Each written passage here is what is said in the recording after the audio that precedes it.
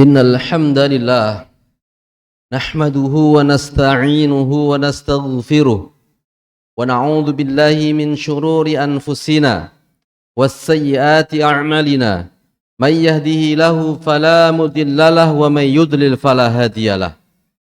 Asyhadu an la ilaha illallah wahdahu la syarika lah wa asyhadu anna Muhammadan 'abduhu wa rasuluhu la nabiyya wa la rasula ba'dah. Allahumma salli ala Muhammad wa ala alihi wa ashabihi wa man tabi'ahum bi ihsanin ila yaumiddin. Fa ya ibadallahi usikum wa nafsi bi taqwallahi faqad fazal muttaqun.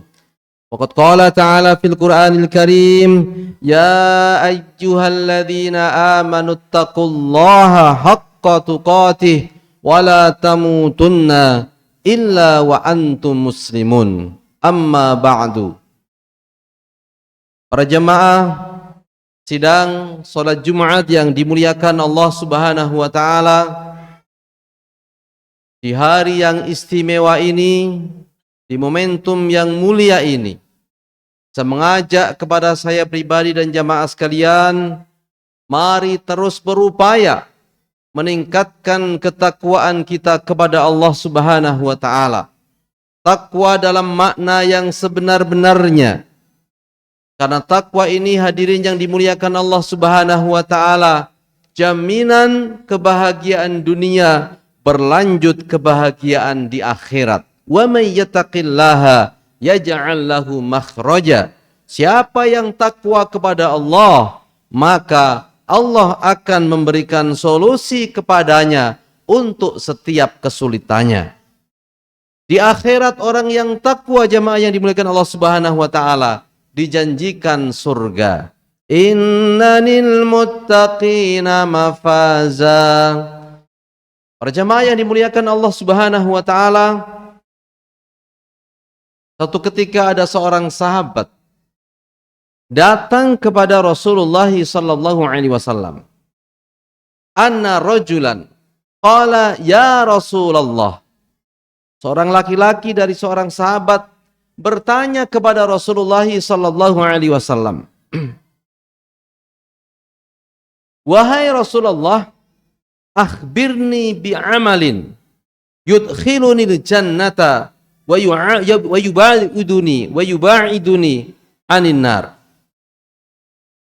Ya Rasulullah, kabarkan kepada saya bi'amalin dengan satu amal. Yudkhiluni al-jannata, yang akan memasukkan saya ke surga. Wa yubaiduni minan nar, dan akan menjauhkan saya dari neraka. Teman-teman sekalian, inilah teladan manusia yang hidup dalam generasi terbaik sepanjang sejarah kehidupan manusia. Generasi sahabat. Kalau bertanya persoalan yang sangat penting, persoalan surga dan neraka adalah persoalan penting dalam agama kita. Bahkan tidak berlebihan. Kalau kita katakan ini mestinya menjadi visi hidup seorang mukmin. Selamat dari neraka, masuk ke dalam surga. Ali Imran 185 Allah jelaskan, faman zuhziha 'anil nar wa udkhilal jannata faqad faz. Siapa yang dijauhkan dari neraka, dimasukkan ke dalam surga, maka dia benar-benar orang yang telah beruntung. Maka bukanlah beruntung kalau orang di dunia surga, di dunia ini kaya raya, tapi di akhirat tidak selamat. Di dunia dia terkenal, populer di mata manusia, tapi di akhirat tidak selamat. Ukuran kesuksesan dalam pandangan agama kita, Ali Imran 185 adalah faman zuhziha 'anil nar wa udkhilal jannata faqad faz. Siapa yang dijauhkan dari neraka, dimasukkan surga, itu yang benar-benar beruntung. Ya Rasulullah, akhbirni, beritahu kepada saya ya Rasulullah, amal yang akan masukkan saya ke surga, menjauhkan saya dari neraka. Dijawab oleh Rasulullah sallallahu alaihi wasallam. Yang pertama, ta'budullaha wa la tusyriku bihi syai'a. kau beribadah kepada Allah dan tidak kau sekutukan Allah dengan sesuatu pun. Tidak kau duakan Allah dalam ibadahmu. At-tauhid, al-aqidah, fondasi pertama yang tidak bisa ditawar jamaah sekalian. Kalau mau selamat di akhirat, masuk surga, harus beribadah kepada Allah, mengesahkan Allah fil ibadah. Wala tusyriku bihi syai'an. Jangan sekali-kali engkau sekutukan Allah. Berapa banyak ayat-ayat Al-Quran, hadis-hadis Rasulullah SAW yang kita dapati bahwa dosa terbesar itu adalah asyirku billah, menyekutukan Allah Subhanahu wa taala. Bahkan sekelas Rasulullah, Az-Zumar ayat 65. Allah peringatkan, walaqad uhiya ilaika wa ilal ladzina min qablika la in asyrakta la yahbatana 'amaluka. Wahai Muhammad, telah diwahyukan kepada engkau dan kepada para nabi sebelummu, la in asyrakta, kalau engkau menyekutukan, melakukan dosa syirik, la yahbatana 'amaluka, amalmu akan lenyap hancur. Wala takunanna minal khasirin, dan sungguh engkau akan termasuk ke dalam golongan orang-orang yang merugi. Jamaah sekalian, jaga diri kita, jaga keluarga kita untuk berpegang teguh dengan akidah yang benar, mentauhidkan Allah tanpa menyekutukan Allah dengan sesuatu pun. Yang pertama. Yang kedua, kata Rasulullah, wa tuqimus sholata, kau tegakkan sholat. Dirikan sholat. Kalau mau masuk surga, jauh dari neraka, sholat jamaah sekalian. Amal yang pertama yang diajarkan oleh Nabi setelah akidah tadi. Ini perkara sangat penting. Tapi faktanya masih memprihatinkan. Di negeri kita ini yang mayoritas kaum muslimin, ternyata survei yang terpercaya menyajikan sebuah data bahwa tahun 2019, mudah-mudahan sekarang sudah berubah datanya, itu masih 38% umat Islam di negeri ini yang rutin menunaikan sholat 5 waktu. Selebihnya bagaimana? Selebihnya mungkin sholat tapi tidak lengkap, atau bahkan mungkin ada yang belum sholat. Mudah-mudahan Allah menunjukkan kita semuanya ke jalan yang benar. Yang mau berjamaah, baru 2% yang jamaahnya rutin. Hadirin sekalian, Sayyidina Umar ibn Khattab, ketika beliau menjadi Amirul Mukminin, mengirim surat kepada para gubernur. Beliau wanti-wanti kepada para gubernur. Beliau katakan dalam surat itu, beliau tulis dalam surat itu, inna ahamma amrikum as-salatu. Faman hafidhoha wa hafadho alaiha hafidho dinahu. Siapa yang menjaga salatnya, maka dia telah menjaga agamanya. Wa man dhayya'aha fahuwa lima siwaha adhiya. Kalau ada orang yang menyia-nyiakan salat, maka urusan yang lain lebih akan disia-siakan lagi. Ini pesan beliau kepada para gubernur, agar kalau mengangkat pejabat, mengangkat pegawai, perhatikan pertama salatnya. Kalau salat sudah tidak diperhatikan, kalau salat sudah diabaikan, padahal itu kewajiban dia kepada Allah Subhanahu wa taala, maka urusan yang lain akan lebih disia-siakan lagi. Dan tabiat sholat ini berat jamaah sekalian. Berat. Yang mengatakan berat bukan ulama atau bukan ustadz, tapi Allah sendiri yang mengatakan sholat itu berat. Wasta'inu bis sabri was salah. Wa innaha lakabiratun illa 'alal khashi'in. Minta tolonglah kalian kepada Allah bisabri, dengan sabar, was salat, dan salat. Tapi Allah mengingatkan, wa innaha lakabiratun. Dan sesungguhnya solat itu sungguh berat. Illa 'alal khasyi'in, kecuali bagi orang-orang yang khusyuk. Maka kalau orang itu tidak khusyuk, jamaah sekalian, berat dia melaksanakan sholat. Siapa orang khusyuk itu? Di ayat lanjutannya Al-Baqarah ayat 46, Allah jelaskan, alladzina yadhunnuna annahum mulaqu rabbihim wa annahum ilaihi raji'un. Yaitu orang yang yakin mereka akan ketemu dengan Rabb mereka, Allah Subhanahu wa taala. Mereka yakin mereka hanya akan kembali kepada Allah Subhanahu wa taala. Yakin akhirat. Kalau orang tidak yakin akhirat, jamaah sekalian, pasti sholat itu terasa berat. Hanya orang yang yakin ada surga dan neraka, hanya orang yang yakin ada kehidupan setelah kematian, yang akan mudah melaksanakan sholat dengan izin Allah Subhanahu wa taala. Pak Ustadz, itu buktinya juga banyak, ada tuh orang sholat. Tunggu dulu jamaah sekalian. Karena yang dimaksud dengan sholat di sini tidak sembarang sholat, tidak asal sholat. Ini sholat yang benar diinginkan Allah, diinginkan Rasulullah. Sholat yang bagaimana? Sholat yang dasarnya keimanan. Memang ada orang yang gak iman sholat? Ada. Siapa yang bilang? Al-Quran. Innal munafiqina yukhadi'una Allah wa huwa khadi'uhum. Sesungguhnya orang munafik itu mau menipu Allah, tapi mereka yang tertipu. Bagaimana mereka menipu Allah? Mereka menginginkan, mereka menyangka Allah nggak tahu kalau mereka cuma pura-pura iman. Karena munafik itu definisinya adalah tidak iman tapi pura-pura iman. Maaf sekalian. Sangkanya Allah nggak tahu, Allah Maha tahu. Maka mereka yang tertipu. Disebutkan di lanjutan ayat ini, mereka juga sholat. Wa idza qamu ilas sholati qamu kusala. Mereka kalau berdiri untuk sholat, mereka bermalas-malasan. Di jamaah sekalian, ciri orang munafik itu kalau sholat malas, tapi jangan dibalik. Jangan nuduh saudara kita yang belum semangat sholat, kamu munafik, tidak boleh.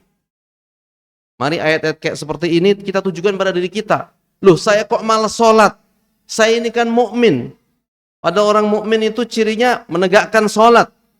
Padahal orang munafik, orang yang kafir tapi pura-pura iman itu cirinya malas sholat. Saya tidak boleh malas, saya harus semangat sholat.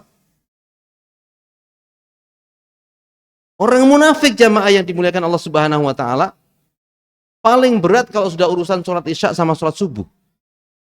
Laisat sholatu athqalu 'alal munafiqin. Tidak ada sholat yang lebih berat bagi orang munafik min sholatil isya'i wal fajri, daripada sholat isya dan sholat subuh, atau kama qala sallallahu alaihi wasallam.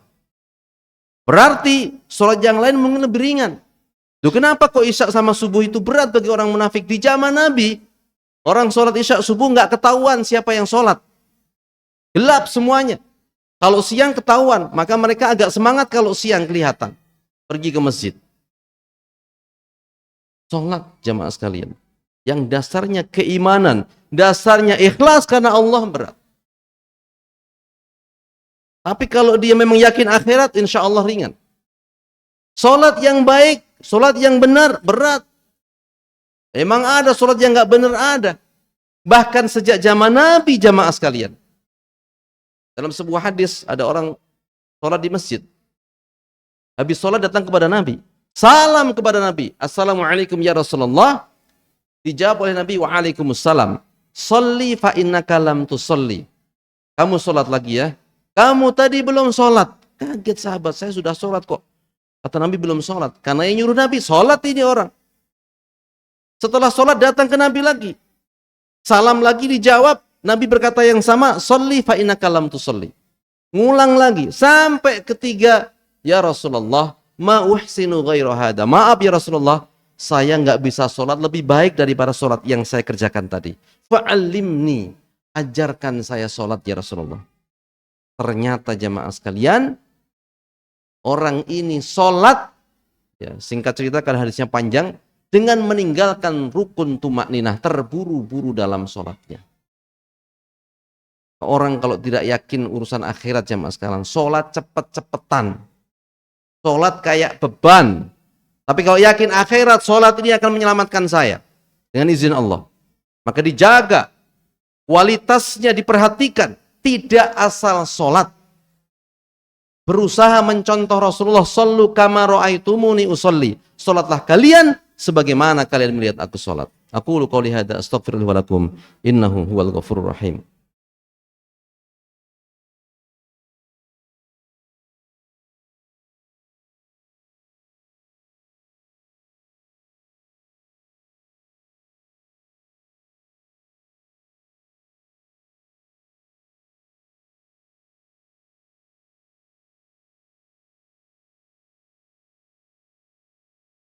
إن الحمد لله نحمده ونستعينه ونستغفره ونعوذ بالله من شرور أنفسنا والسيئات أعمالنا من يهده له فلا مضل له ومن يضلل فلا هادي له أشهد أن لا إله إلا الله وحده لا شريك له وأشهد أن محمدا عبده ورسوله لا نبي ولا رسول بعده اللهم صل على محمد وعلى آله وأصحابه ومن تبعهم بإحسان إلى يوم الدين فيا عباد الله أوصيكم ونفسي بتقوى الله فقد فاز المتقون وقد قال تعالى في القرآن الكريم يا أيها الذين آمنوا اتقوا الله حق تقاته ولا تموتن إلا وأنتم مسلمون. Para jamaah yang dimuliakan Allah Subhanahu wa taala. Lalu amal yang ketiga yang akan masukkan orang ke surga, menjauhkan dari neraka, kata Rasulullah, wa tu'tiz zakata. Kau tunaikan zakat. Zakat yang sudah wajib, zakat mal maupun zakat fitri, zakatun nafas, dikeluarkan. Dan kalau orangnya belum kaya bagaimana? Kan zakat ini untuk orang kaya saja. Zakat mal orang kaya saja. Maka berinfak. Ahli surga itu cirinya berinfak. Ali Imran 134. Alladzina yunfiquna fis sarra'i wad-dharra.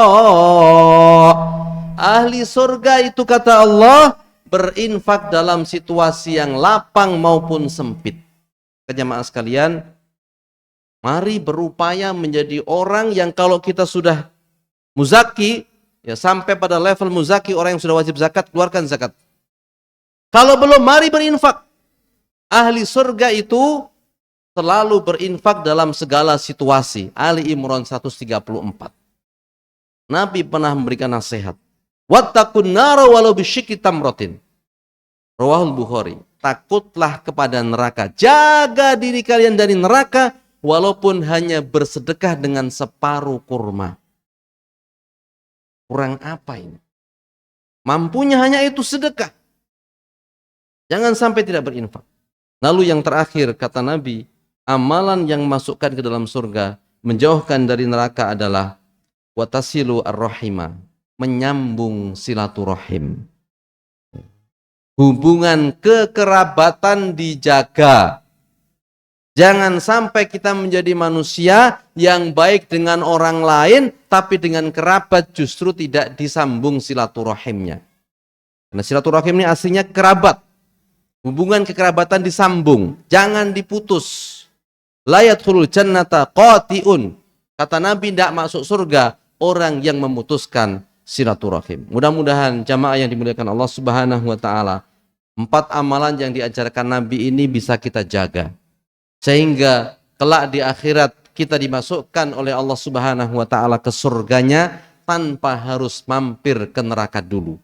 Ibadah tanpa menyekutukan Allah, menjaga sholat, menunaikan zakat, dan menjaga silaturahim, menyambung silaturahim. Innallaha wa malaikatahu yusholluna 'alan nabi ya ayyuhalladzina amanu shallu 'alaihi wa sallimu taslima. Allahumma shalli 'ala Muhammad wa 'ala alihi wa sahbihi ajma'in. Allahumma ighfir lil muslimina wal muslimat wal mu'minina wal mu'minat al ahya'i minhum wal amwat innaka sami'un qaribun mujibud da'awat. Allahumma arinal haqqa haqqa warzuqna tiba'ah wa arinal batila batila warzuqna tinabah. Ya muqallibal qulub, tsabbit qulubana ala dinik. Ya musarrifal qulub, sarrif qulubana ala ta'atika wa ta'ati rasulika ya qadiyal hajah. Allahumma la tada' lana fi majlisina hadha wa maqamina hadha dhanban illa ghafartah, wa la hamman illa faradtah, wa la daynan illa qadaitah, wa la maridan illa syafaitah, wa la hajatan min hawaijid dunya wal akhirati illa qadaitaha. Ya arhamar rahimin. Allahumma ighfir lana dhunubana wa liwalidina warhamhum kama rabawna shighara. Rabbana hab lana min azwajina wa dhurriyyatina qurrata a'yun waj'alna lil muttaqina imama. Allahumma barik baladana hada Indonesia. Allahumma barik baladana hada Indonesia. Allahumma barik baladana hada Indonesia waj'al ahlahu min ibadikal muttaqin. Rabbana atina fid dunya hasanah wa fil akhirati hasanah wa qina adzabannar wa qina adzabannar wa qina adzabannar. Subhanaka rabbika rabbil izzati amma yasifun wa salamun alal mursalin walhamdulillahi rabbil alamin. Aqimus shalah.